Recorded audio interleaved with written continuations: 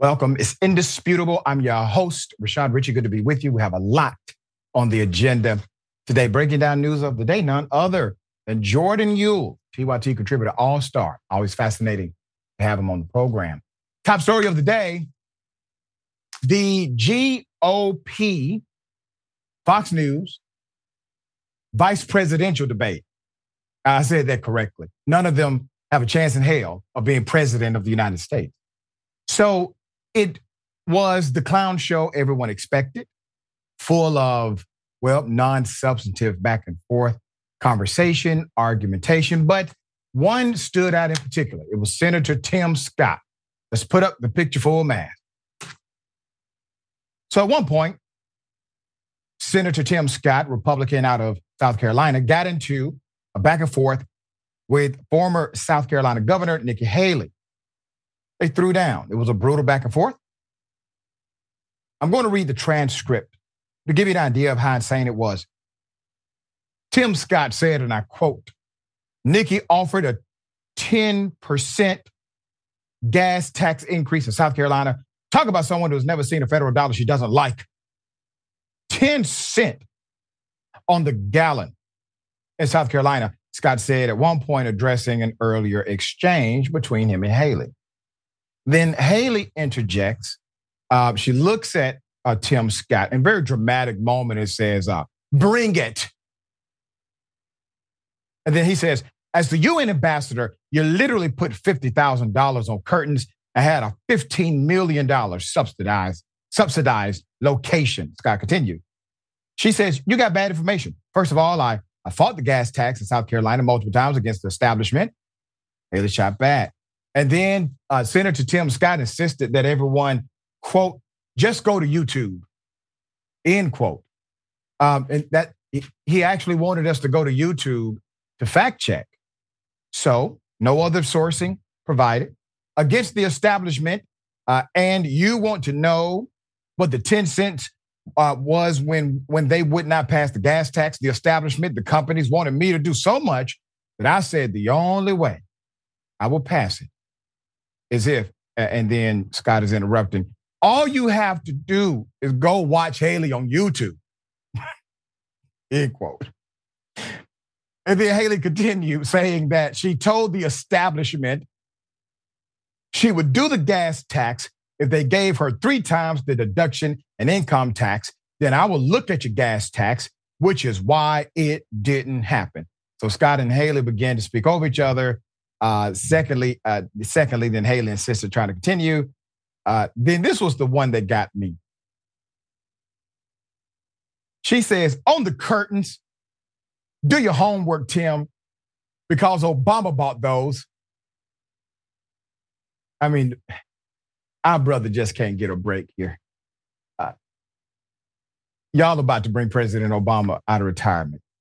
And then Scott shoots back. Did you send them back? Did you send them back? And then she says, it's the State Department.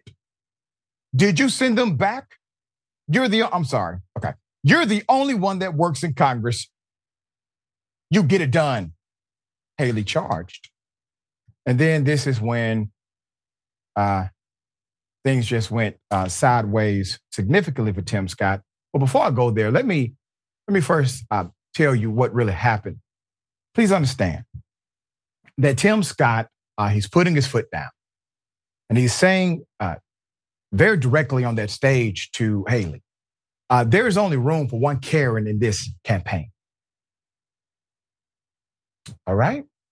There's more. So Scott, not to be outdone by the racism of Ron DeSantis, decided to proclaim that welfare, which, by the way, is somehow not called welfare when they give it to rich people. But I digress. He inferred that welfare did more to harm Black people than slavery. He goes on to say, Black families survived slavery. No, Tim, some of them died. We survived poll taxes and literacy tests. No, some of them got beat to death and lynched, Tim. He goes on to say, we survived discrimination being woven into the laws of our country, he added, in a line that for a moment sounded like he might actually be acknowledging systemic racism. Then he says, what was hard to survive was Johnson's Great Society, where they decided to put money, but they decided to take the black father out of the household to get a check in the mail.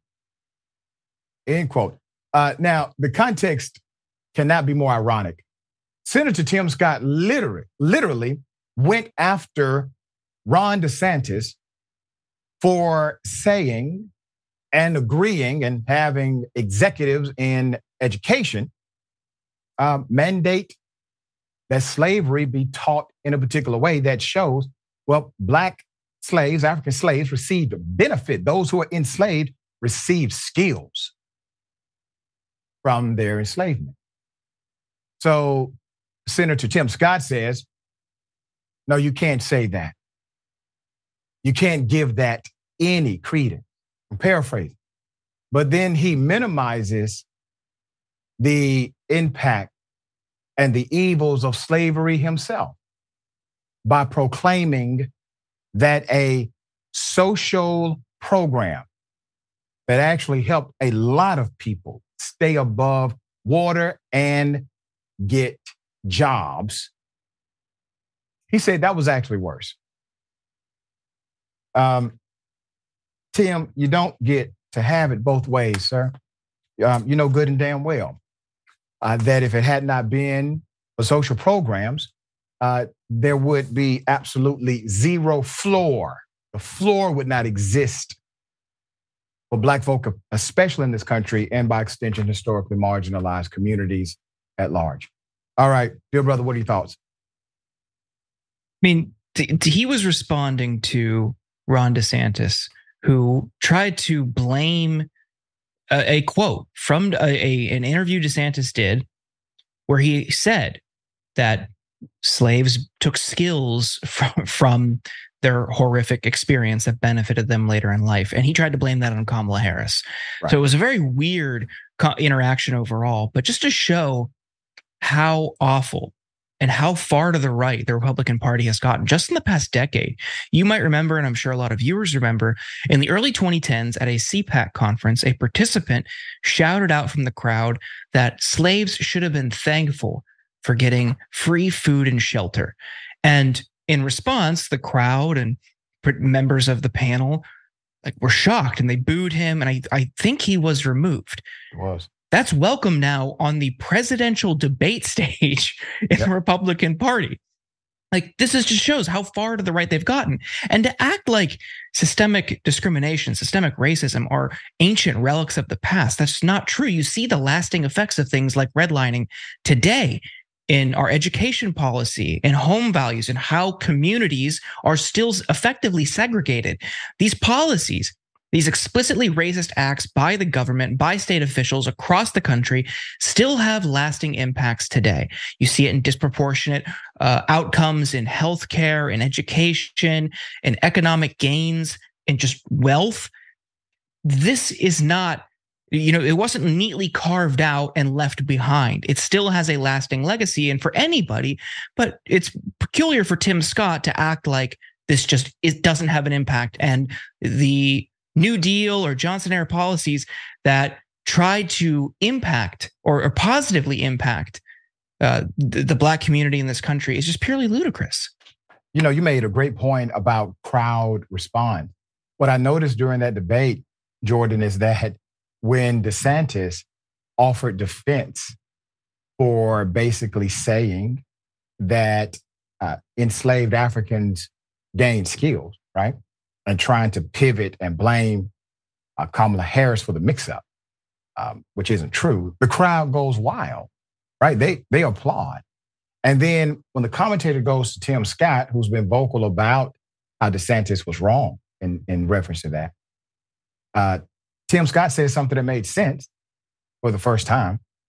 Actually said, no, you can't play with slavery like that. That's inappropriate, basically. And not one person in that crowd applauded that. Not one person.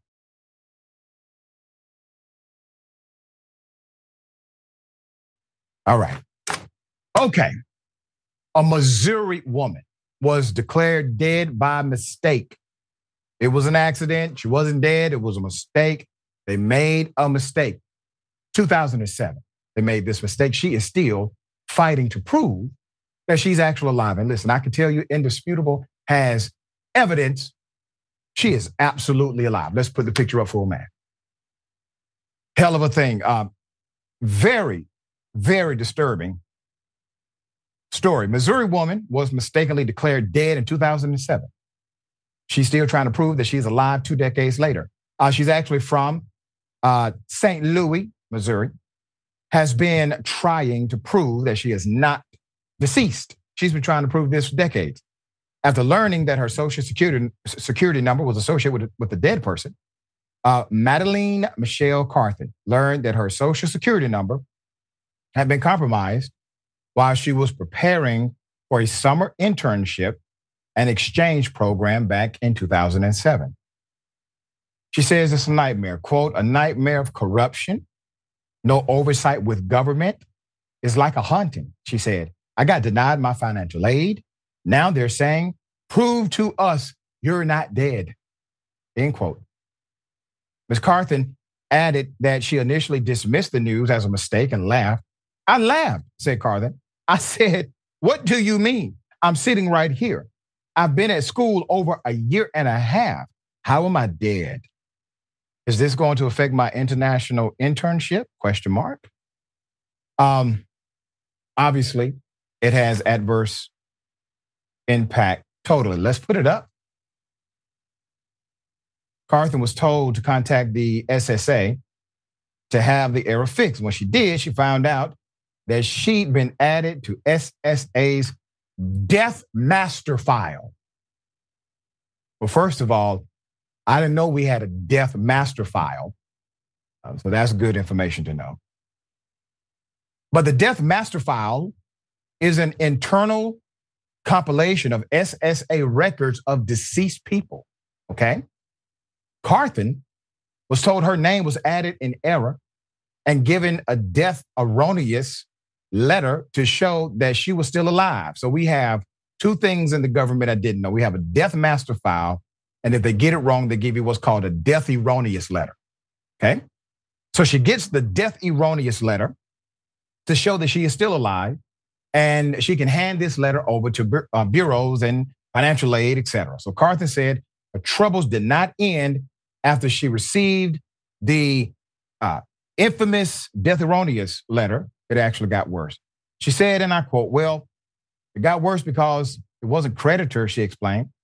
Being in the death master file, it went to the IRS, it went to the Department of Homeland Security, it went to E-Verify, all of these things. It just started affecting my life.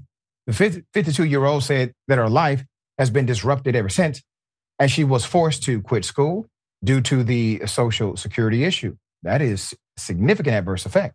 Carthen has also now lost employment because Human Resources, they were not allowed to process her payroll because she's dead. Okay? And she also has lost homes because of the error. She lives with her sister because she cannot get a mortgage. Why? Because according to the banks, she is dead. There's more.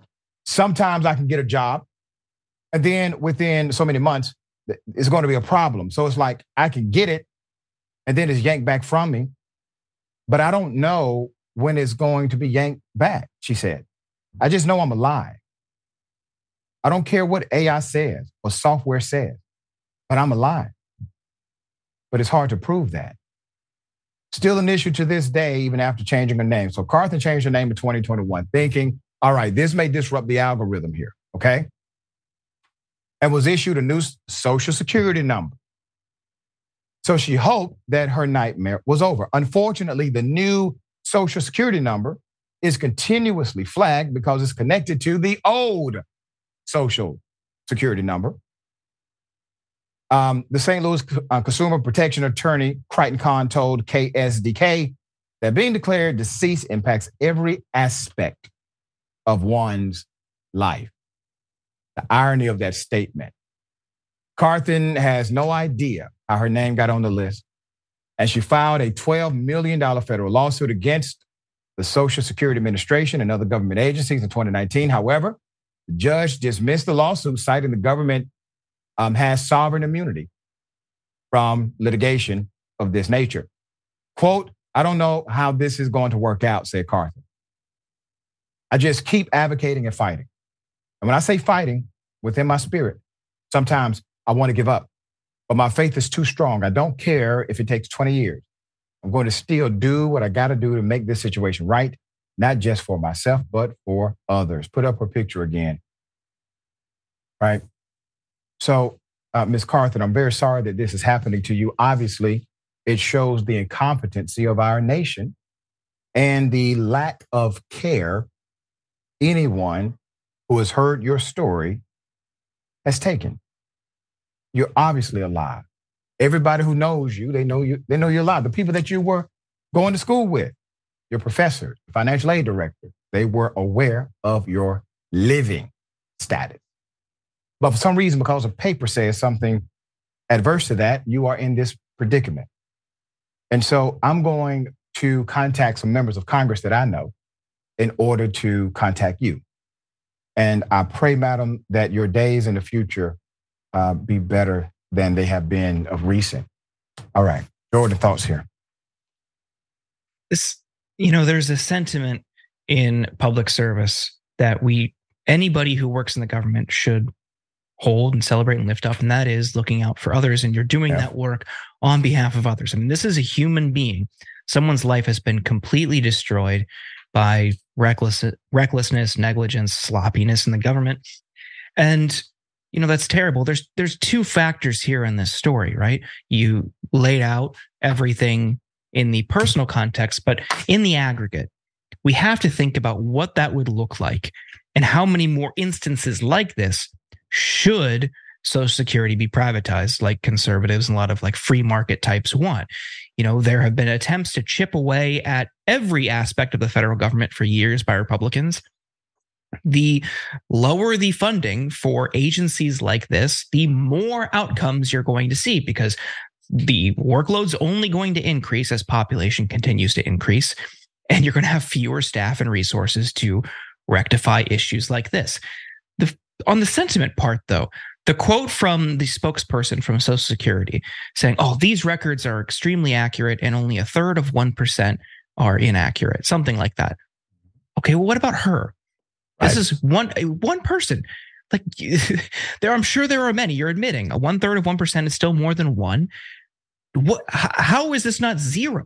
Like, and if somebody is impacted by recklessness or sloppiness or incorrect records, what are you doing to fix it? Nobody should have to live effectively off the grid, unable to keep a job, unable to find housing, unable to be a participating member of society like they want because of this negligence. It's very sad. And there's also this fear of her being impacted by the criminal justice system. Let's say somebody runs a record.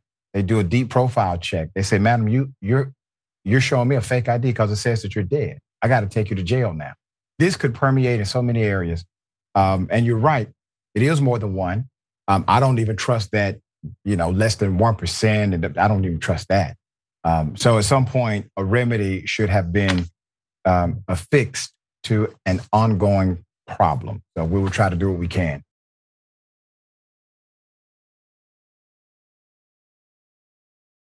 Okay. This is an update. Put her up full mast.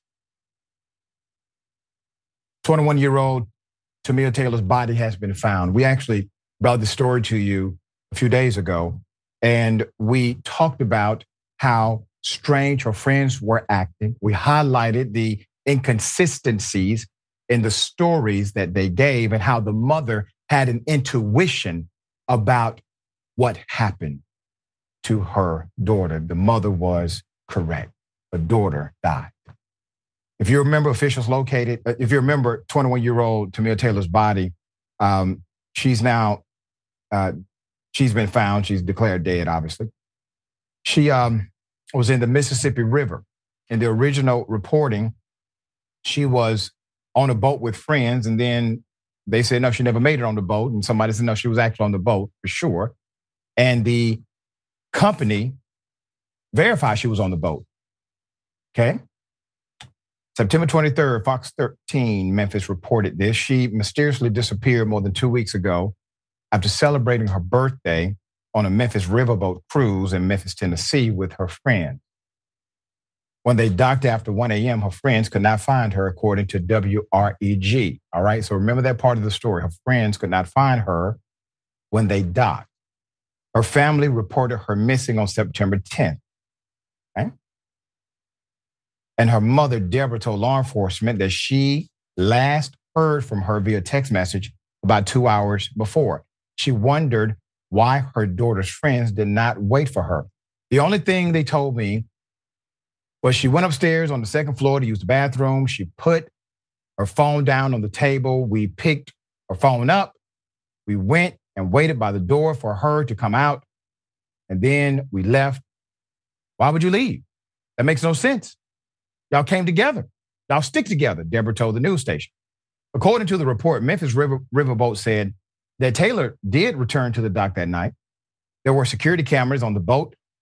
But in a September 11th statement, the company said videos posted on social media show she was last seen on the boat as the boat was pulling into the harbor. It would mean the world, even if we don't get anything but closure as to what happened. That would mean the world to me, her family. Deborah said, the mother said last week, per WREG. It was determined that her cause of death was drowning. Her family told Fox 13 Memphis, but additional details were labeled as undetermined.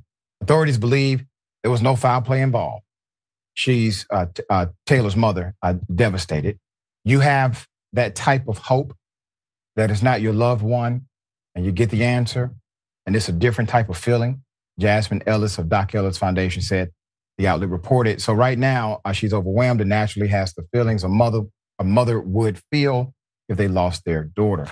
And I want to say this to this whole narrative, this entire story, still a lot of unanswered questions. Now, I think the reason why the authorities are saying they do not suspect foul play is because of some of the other testimony that was provided, some of the other witness testimony that was provided, witness statements that they received. And basically, they were saying that everybody was really, really intoxicated.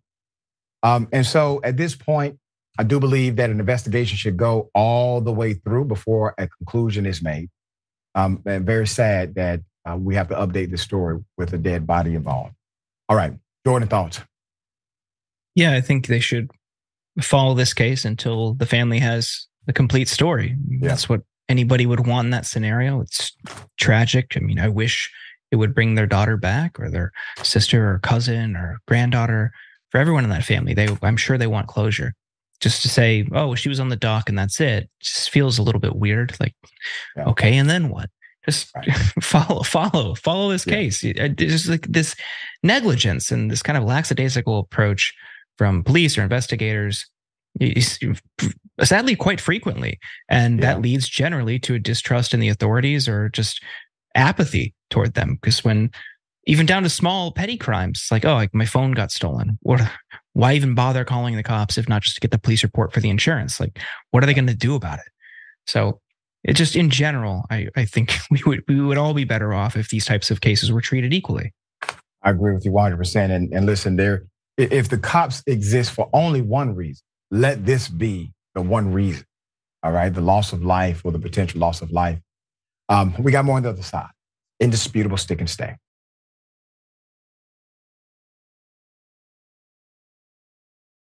All right, welcome back. We got a lot of show left. Let me read some of these amazing comments. Next to what your report says, if it doesn't directly benefit the wealthy, the Republicans think it is destructive policy. That's how simple it is for them. That's right. And I think this is Bridie 007. Being declared dead and not being able to rectify due to rules, bureaucracy, and red tape is the literal story of the dark comedy movie Bill. Wow. All right, Shade Dragon. This is the most diverse. This is the most diversity the Republican debates have ever had. and somehow they all still suck. I know. I made a similar observation. Natural Born Keeler, thank you so much. Welcome to Indisputable. We appreciate your support. And Twitch, is Nikki Haley, Jackal Dragon 1991, is Nikki Haley Tim Scott's secret girlfriend? The way they were going back and forth. All right, that's something for you. Ladies and gentlemen, I wish you Karen would. You want to call the police on them for having a barbecue on a Sunday. I feel free! Back off! I'm going to tell them there's an African-American man threatening my life. You're keeping it in your No, yard. I'm not. It's our cat. You understand? Our cat. I'm not even in my yard right now. What am I doing? The gate's open. Come on. Hard. You're unreasonable people. You're holding our cat. How? I'm not even in there. I want you to explain how. If you would go in your yard and say, Mercury, go home. Don't come in our yard anymore. She they will want not you listen. to. She's a cat. She doesn't speak English. Oh, really? This doesn't mean go home? No. Huh? Hand signals don't mean anything. It's a cat, dude. Really? Okay. All right. Well, we'll have the police department figure it out. Absolutely. Okay? Great idea. Yeah, Never. Yeah, you cat pervert. Oh my God, you guys are absent. I've done nothing to bring the cat. I've done nothing to bring the. This dude's lost. This dude, he's lost it. He's lost it. On my property. We're calling the police because you're harboring our cat. Harboring a cat. Harboring our cat. Is that a crime? What? It was something You're a else. Cat pervert. I'm a cat pervert? Yeah, cat What crime is that? What crime is that? You know what? There's a crime about you harboring my cat. What crime is that? It's against the law. What crime is that? It's called harboring an animal. I can understand being angry if my cat was in your yard. You're angry because your cat is in my yard. You're making things a lot worse. Right? You could just send my cat home. No, I can't. Damn it, the cat has rights too. This was weird because I think the cat was escaping. Given the, well, let's just say conversation of the Karens next door, I think it is safe to assume the cat is an anti-Karen. And as time passed, the Karenicity of these individuals continued to increase. And so the cat, well, he decided to move in next door. Just some of the, things that he said would work that would not. I used to rescue cats, did it for a number of years. I can tell you now, cats move when they feel like it. They do not respond to hand signals unless it's to get them some food. And this, not the universal symbol for go back home. All right, Jordan, this guy really doesn't know cats. Yeah, that was my takeaway too. Like, what the worst cat owner in the country? Like, just try talking to your cat, using the English language.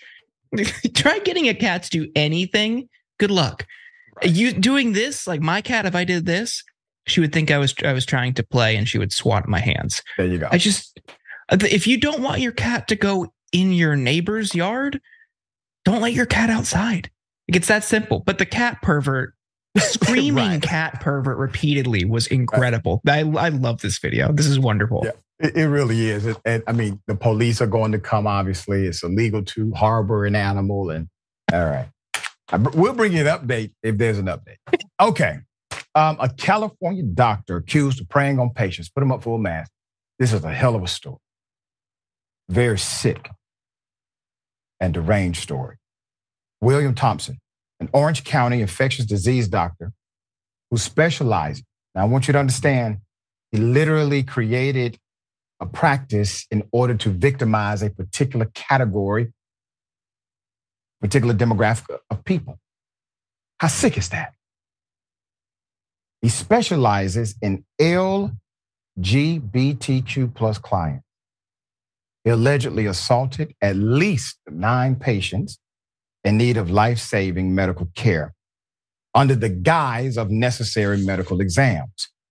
Dr. William Thompson IV, 56 years of age, was arrested at his Newport Beach practice last Wednesday. He faces 8 counts of sexual penetration by means of fraudulent representation of professional purpose, 3 counts of sexual battery by fraud, and 2 felony counts of forcible oral copulation. That's according to a press release issued by the DA's office on Tuesday.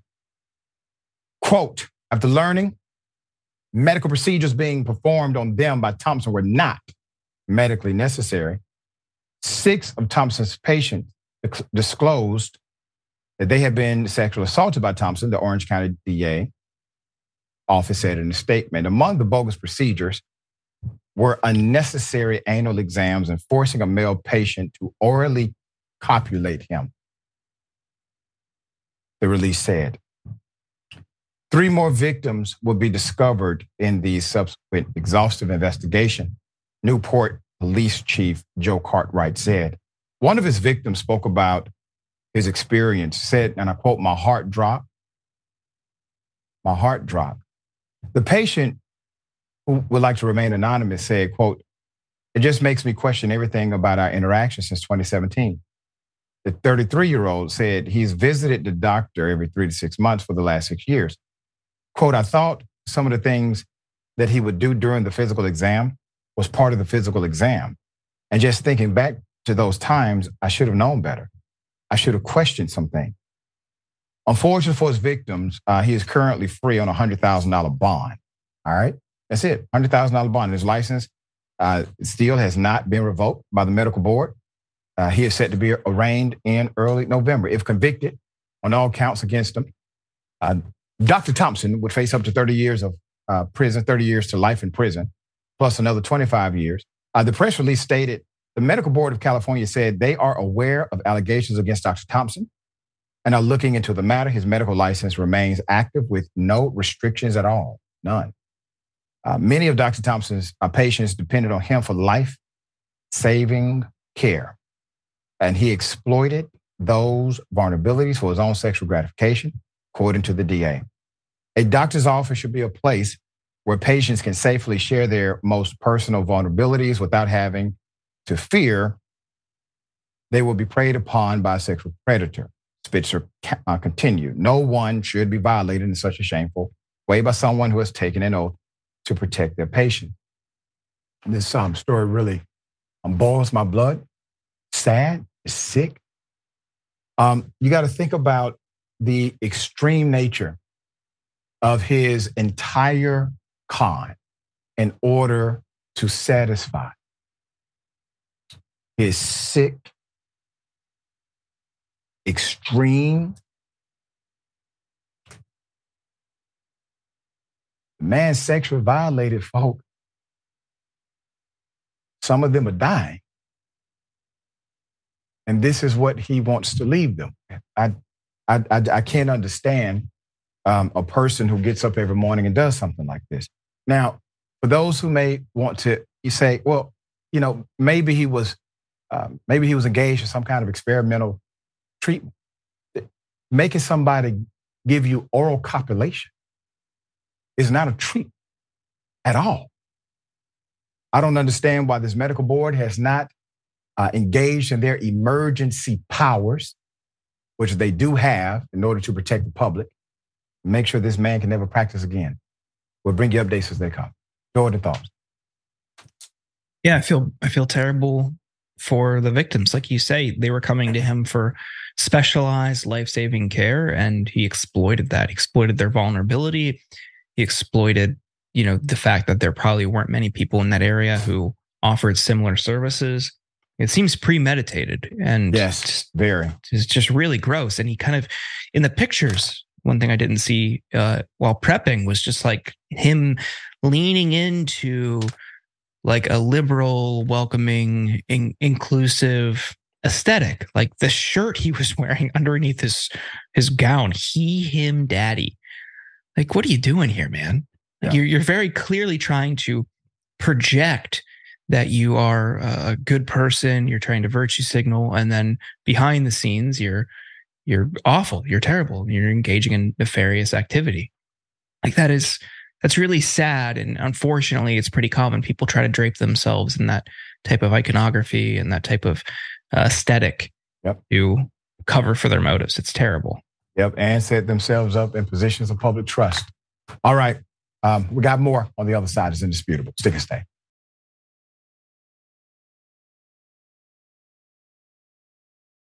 All right, welcome back. Always good to be with you. We got a lot of show left. Let me read a few of these comments.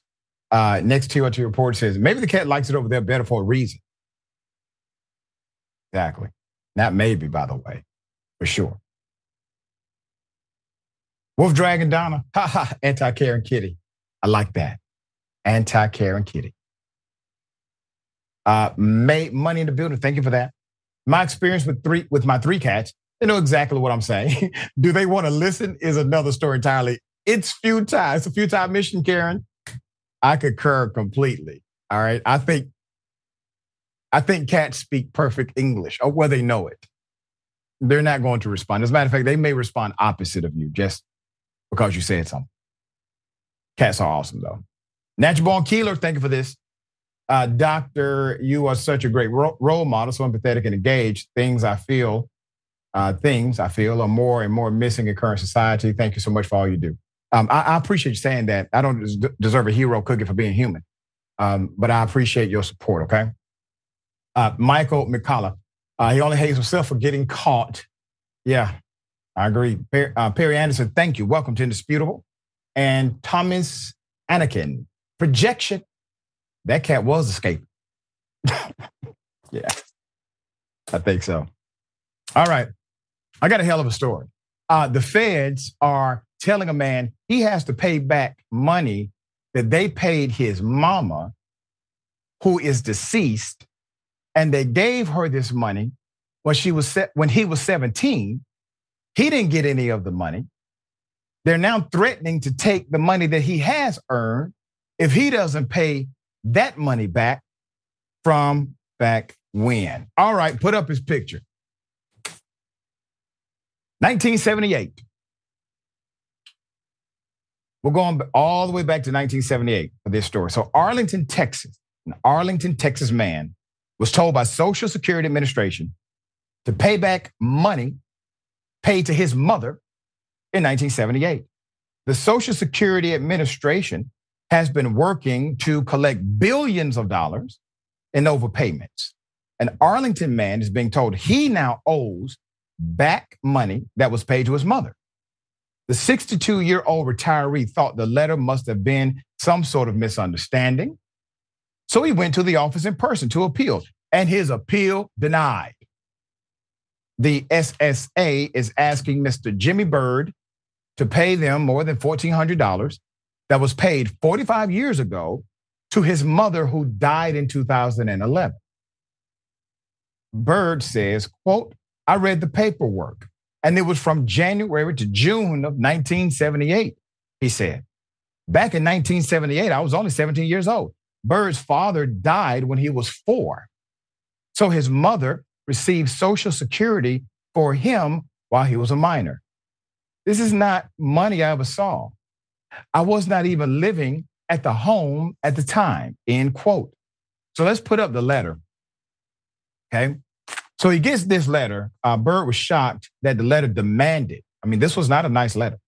It demanded he repay the amount in 30 days, or the SSA will cover the overpayment by withholding his full benefits starting November 15th. Bird went to the Arlington SSA office in person, quote, if you could show me a check from 1978 that has my name and my signature to cash that check, I'd be glad to pay you back, end quote.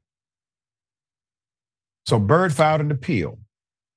2 weeks ago, I received a second letter, he says, stating, I'm going to have to pay it. And I thought, that's not right, he said. I got in my car, went back down to the Social Security Board. Bird told his story again. The gentleman looked at me from behind the counter and said, you know, that is just the way it is. End quote. Bird signed an agreement to have a $100 a month deduction from his $1,800 Social Security check for the next 14 months. Bird says he's worried about how other people receiving similar repayment demands. So let me say this before I go to the next part of the story. Okay?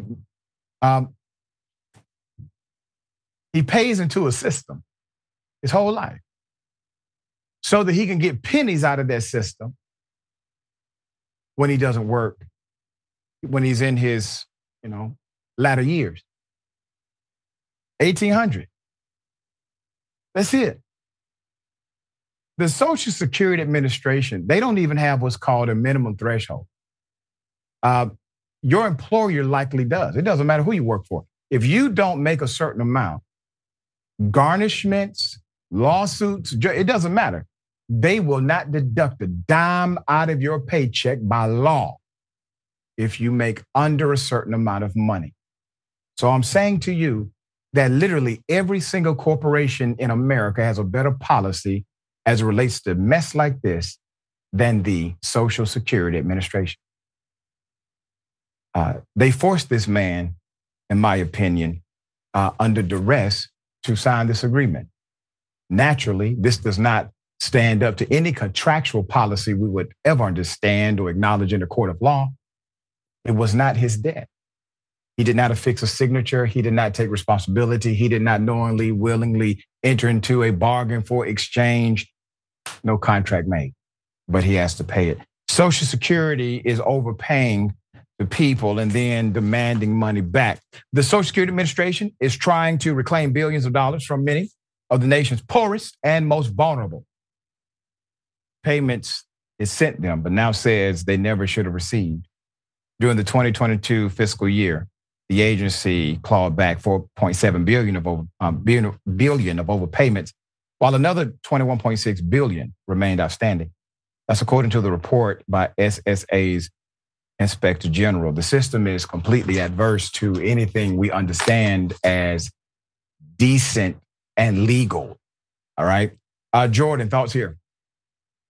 Yeah, to go back to earlier in the show, there was a story about Social Security erroneously classifying a woman as dead, and that had completely upended her life. And the justification or the excuse from the Social Security spokesperson was that most of their records are perfect and only a tiny, tiny fraction of 1% allegedly is wrong. Here we're seeing that is not the case. If they misappropriated and accidentally sent out billions to people, it speaks to just how messy their records are. And again, it isn't like malice. It's that institutions of our government, like Social Security, have been a frequent target by fiscal conservatives for years. And instead of investing in these, like the Biden administration tried to do with the IRS, and you saw the opposition from Republicans, they want to privatize it. So Wall Street, big banks, financiers can profit off of what should be one of the best social safety net programs in this country. But they want to chip away at it for greed, corporate greed, for personal gain, whatever. You could see just that moderate investment into the IRS, what that resulted in, a huge windfall from people who were cheating on their taxes, rich people. And in the interpersonal level, like when you have an incident like this, or with the person who was accidentally labeled dead. Yep.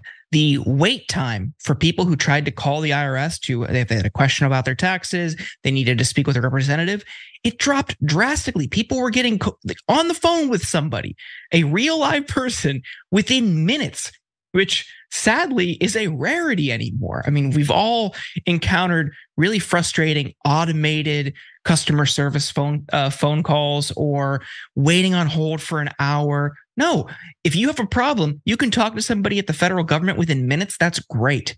And that is the benefit of investing in aspects of our government like the IRS, like Social Security. And that should happen here. Yeah, we shall see. Obviously, this is a policy dynamic. Everyone seems to be claiming, well, that's just the rules. So we shall see. All right.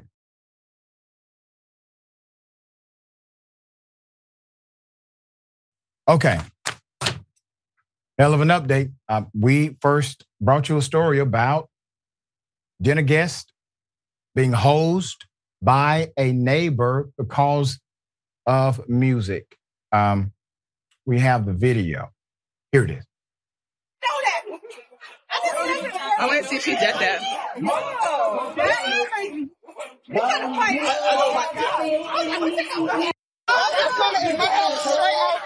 He was the one that was expecting problems. That really did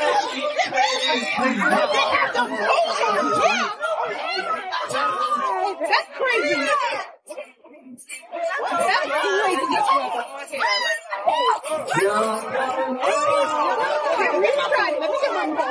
I'm videotaping it. I'm videotaping the neighbor throwing water on everyone at Rose's party. I am videotaping the neighbor throwing water at us. I'm videotaping it.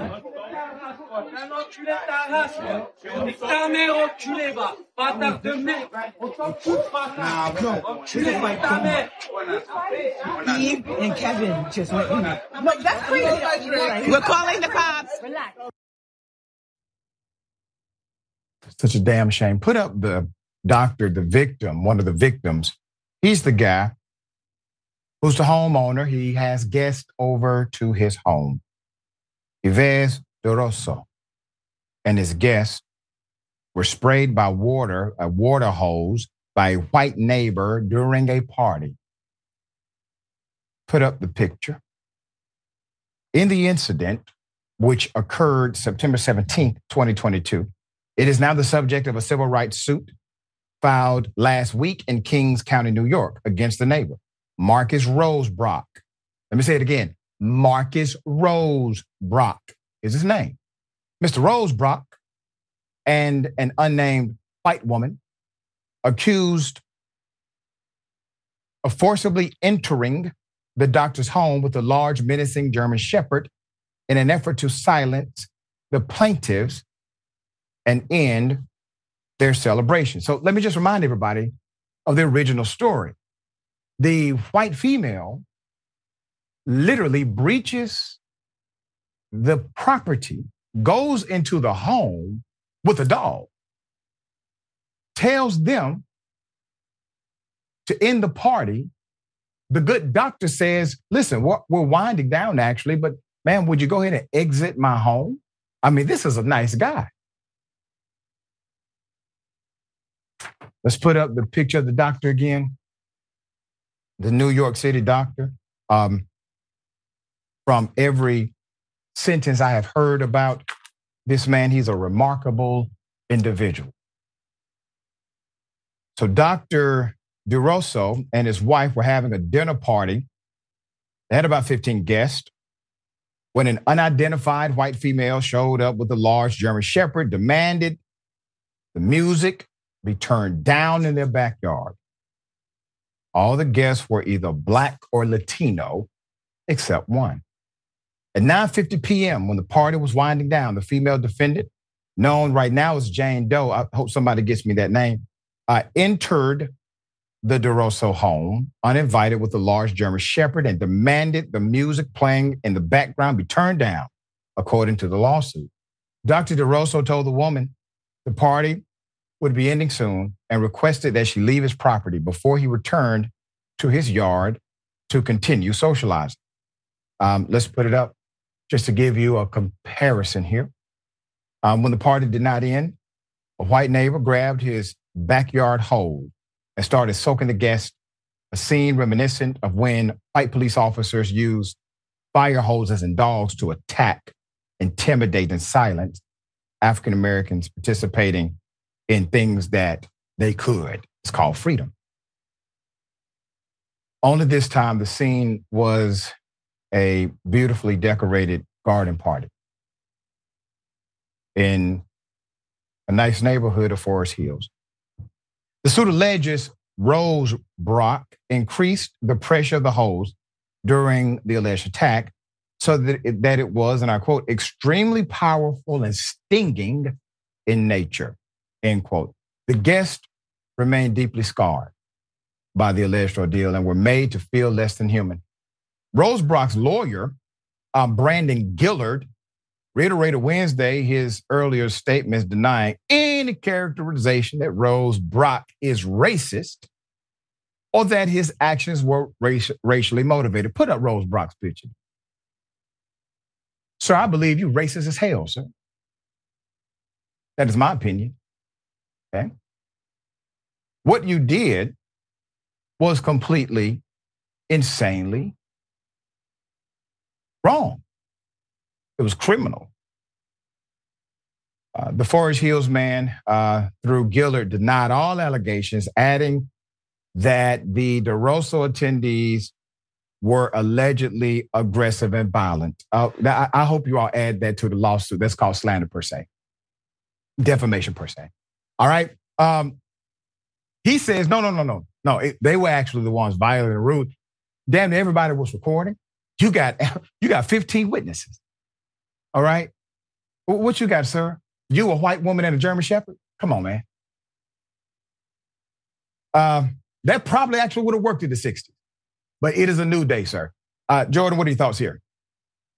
Yeah, this insinuation that they were violent is ridiculous because we have the video. We see them looking around in disbelief. They're kind of laughing in like horror or shock. It was weird. It's a weird thing to do, but showing up at 9:50, like it wasn't even that late. Like, I get it if you're annoyed that music is, disrupting you. If it's like 3 a.m., this is 9:50. What are you doing? Like this, people have a right to hang out in their backyard, have a party, play music. It wasn't even that loud. And they knew what they were doing by bringing the dog over, by spraying with the hose. They wanted to intimidate. I follow the lead of the partygoers who draw on our unfortunate history with the civil rights movement. They're using the same tactics. I don't speak for them, but I agree with them. Yeah. So it's really frustrating to see that this type of behavior still persists and that people feel entitled to, do whatever they want to neighbors, especially if there's a racial divide. I'm very glad that the lawsuit has been filed and the individuals who were victimized are moving forward as they should. We got more on the other side. Indisputable stick and stay.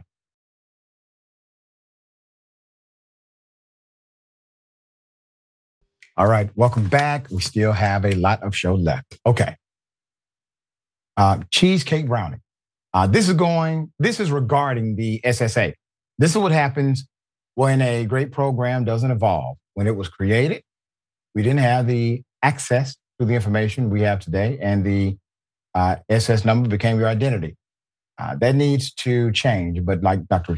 Richey said, they keep defunding these agencies that they don't put the resources toward updating these programs. And it has adverse impact. Jackie O, thank you for that, Jackie O. Natural Born Keeler, thank you again. Imagine Rose Brock's party was hosed down by his black neighbor. All hell would have broke loose. That's right. You are correct. The Jack, remember for 2 months, thank you so much. I would have fed Karen her dog. All right. Well, a Popeyes worker has been, let go, fired, because she exposed a location where they had a lot of roaches. Here it is. Just got fired from Popeyes for recording in a public place. But if you didn't know, I recorded them roaches too. But they needed my help, so they didn't fire me yesterday. But come today, they didn't need my help, so they fired me. About that TikTok, that's against Popeyes policy, right? To record inside the restaurant and to record employees. Anybody that's employed with Popeyes inside the restaurant. Were you aware of that? No, I wasn't. You wasn't? Okay. Unfortunately, that you wasn't aware, but, you did a video. You stated her name. And, TikTok is very viral, right? Right. People tend to share that. So, unfortunately, we're going to have to let you go, okay? All right. All right.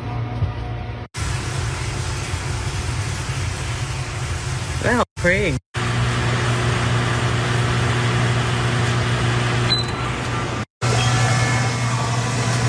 How y'all was gonna pass? Here go a roach right here. Yeah, why is she out there recording? Roach like a motherfucker.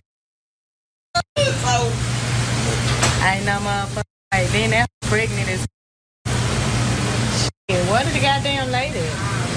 Damn, another one, Lord. Just having babies. When they turn on their back, they have babies, bro. Ain't no fucking way.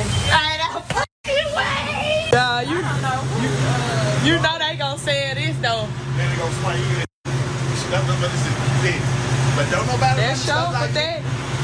I run this show. All this chicken on the floor, I bet you they served it to y'all. But y'all love that chicken for Popeye.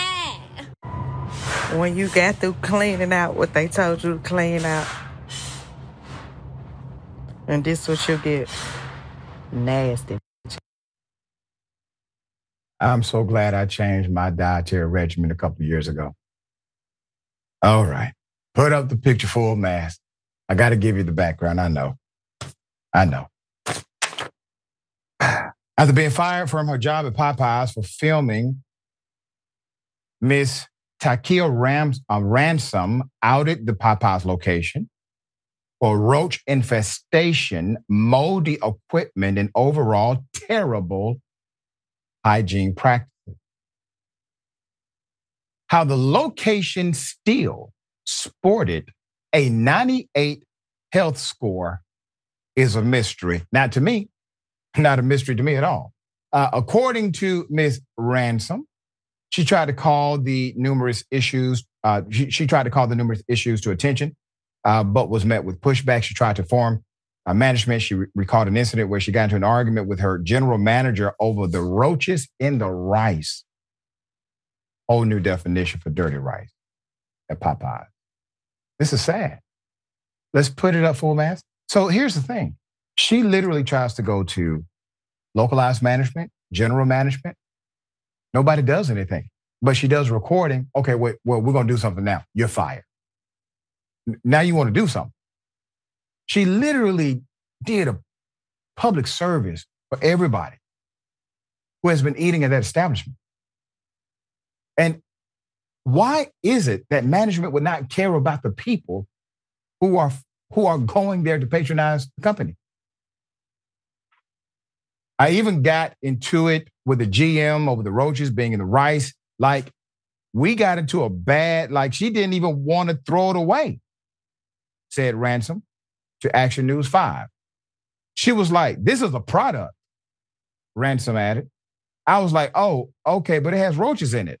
I'm not finna serve that, end quote. After showcasing the conditions, including chicken being left out on the floor. The Popeyes location was then finally shut down. Their employees retrained. One Popeyes manager supposedly thanked Ransom for calling out the location's hazardous conditions. Yes, we're very thankful for this now. Yes, absolutely. Thank you for bringing it to our attention. To the manager. You must think we boo-boo the food. You know good and damn well those roaches did not just come in. They just got there. They came there yesterday. Absolutely nothing about the condition of the restaurant in this video is acceptable. Even though the health department visited the damn restaurant yesterday and confirmed no issues at the restaurant located at 4720 Showcase Boulevard, Memphis, Tennessee. Stay the hell away, y'all.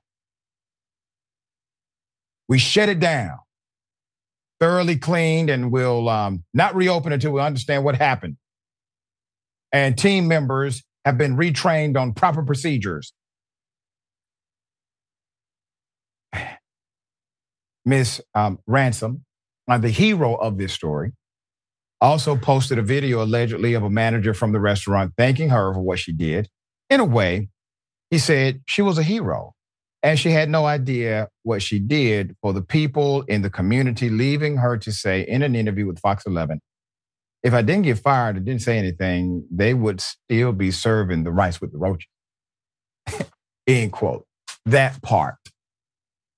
See, y'all tried to play our dear sister. She's smart. She's compassionate. She actually gives a damn about people. Told you, I'm not serving rice with roaches in it. What's wrong with you?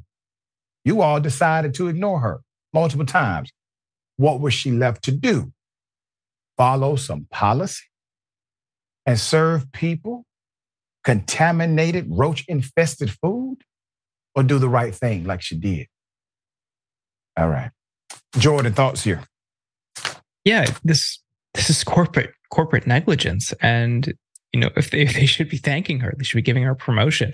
Yep. Because the manager didn't seem to care. The manager didn't seem to want to take action. The fact that she tried to do something about it is great. That should be celebrated, right? These companies just don't care. But also, again, seems to be a reoccurring theme today. The health inspector, what were they doing? This is, they probably didn't even come, Jordan. They probably didn't even come by and check, or somebody need to check a bank account. It's one or the other. Absolutely.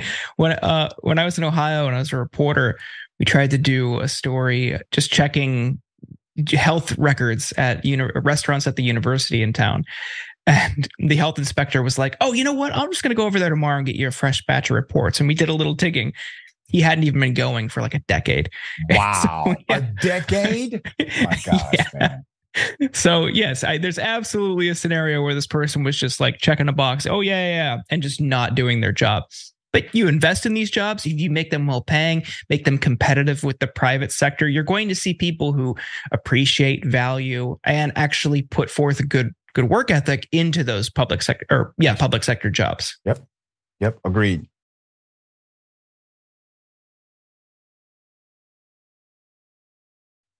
All right. A homecoming queen banned for celebrating her heritage. Put up the picture full mass. This has got to stop. Kaylee Craddock, the 2022 homecoming queen at Brazosport High School in Freeport, Texas, will not be allowed to return to the school. She cannot come to the high school to crown her successor because she wore a stole representing her Mexican heritage to the graduation ceremony. And because she wore this Mexican thing to the graduation, the school district has banned her from coming back on campus. Her mother is Cynthia Vasquez. Cynthia told CNN the 18-year-old had been excited to return to her former high school this Friday to carry on the tradition of crowning the next homecoming queen. But that excitement faded. Ms. Vasquez said when the family received a phone call from the school's principal informing her that Kayla was no longer welcome to attend homecoming because she wore a stole representing her Mexican heritage to graduation in May. In the statement shared with CNN, the Brazosport Independent School District says students have been informed of the dress code before the graduation ceremony. The student was asked to comply with the dress guidelines and refused. The statement said the graduate was homecoming queen last school year. However, because of the insubordination at the graduation ceremony last May, the graduate was not invited back to participate in the crowning of this year's homecoming queen. Ms. Vasquez actually disputes the claim her daughter was told to remove anything. She told CNN, Kayla was the last in line on graduation day, and a teacher who approached her about the stole told Craddock to tuck it into her gown. Craddock, who is now a freshman at Sam Houston State University, told CNN affiliate KHOU that she had been proud to wear the stole to accept her diploma. "I wanted to represent my culture. I love being Mexican, and I will forever be proud," she said. But, she said, if she had been told that she couldn't wear the stole, she would have removed it. I wouldn't have brought it if it was out of dress code, she told KHOU. I wouldn't have brought it, period. And I believe her. I'll put up the picture. And look at this now. The principal is Quentin Virgil. The superintendent is Danny Massey. These individuals obviously are standing by this foolishness and promoting it as well. Let's put up the picture of the young lady. See, this person is an actual leader. You guys are feckless cowards inside of the school system. Now, I have respect for school teachers tremendously. The woman who adopted me, my mother's a school teacher, saved my life, changed my entire trajectory. I have significant love for those who educate. That's why I became one.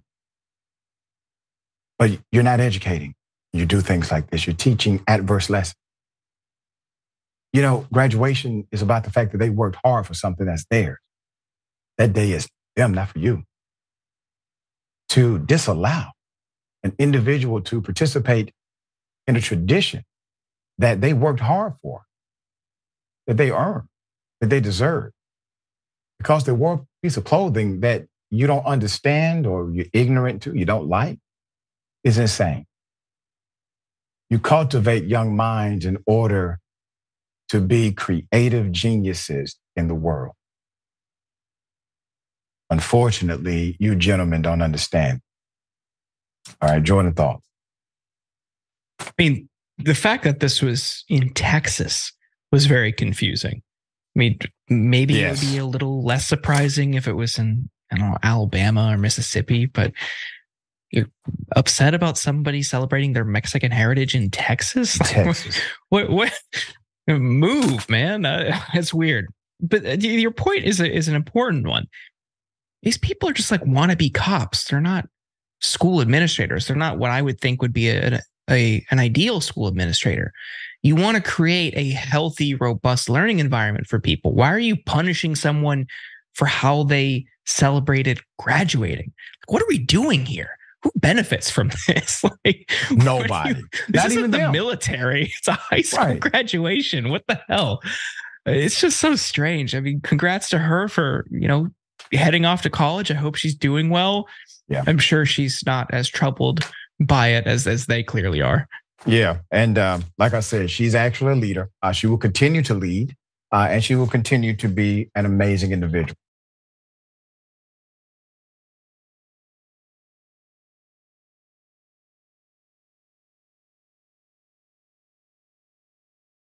Welcome! You're not welcome! You're illegal! Let's go! Welcome! You're not welcome! You're illegal! Let's go! Welcome! You're not welcome! You're illegal! Let's go!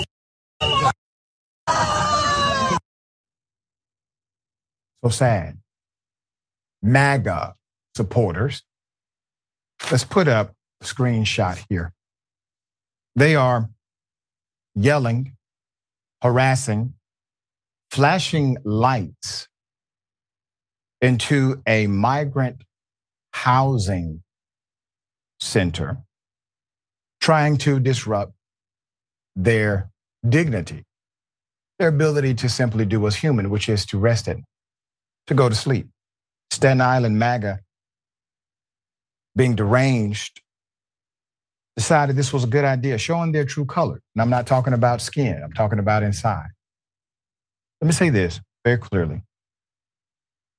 The same people who are doing this, the same individuals who will engage in such hate, I mean, literally, they are outside at night, behind a fence, with a high-power flashlight, probably bought the flashlight just for this purpose, to yell and scream, to disrupt a person or people lives who are already in disruption, just to make it known they are racist, they don't like them, and they are, as they say, illegal. Now, here's the thing. Karens, no human being is illegal. It's no such thing. And while you all, I'm sure, go to probably the First Baptist church in your local community, the Jesus in the Bible that you claim to represent was a man of color. And if he came to America, he would be a migrant. And he would be in that building. You know, sometimes strange things happen to families when they're eating food. Well, this is one of them.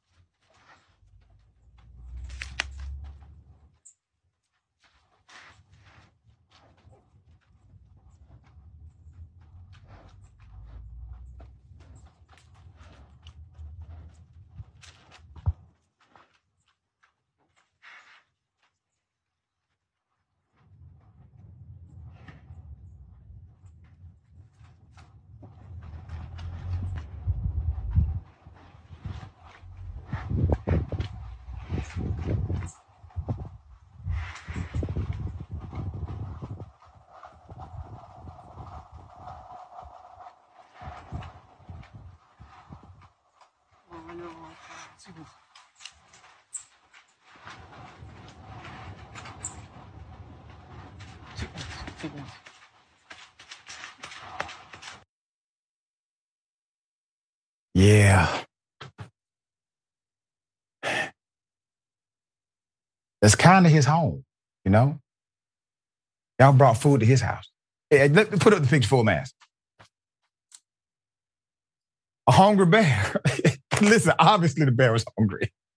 And he was so nice about the whole thing. The hungry bear devoured the food. And let me say this. It was a birthday celebration. I get it. That's just not the way you want to bring it in. I understand. It was a family's birthday meal in Monterrey, Mexico. The mother, Miss Sylvia Machias of Mexico City, says that they were actually celebrating Santiago's 15th birthday. She said Santiago has Down syndrome and was concerned, and she was concerned, obviously, his reaction to the bear might cause an attack. So that's the reason she was holding him the way that she was. It was to protect him from sudden movement and a possible attack. And the family continued their birthday celebration after the bear left, and it was actually all good.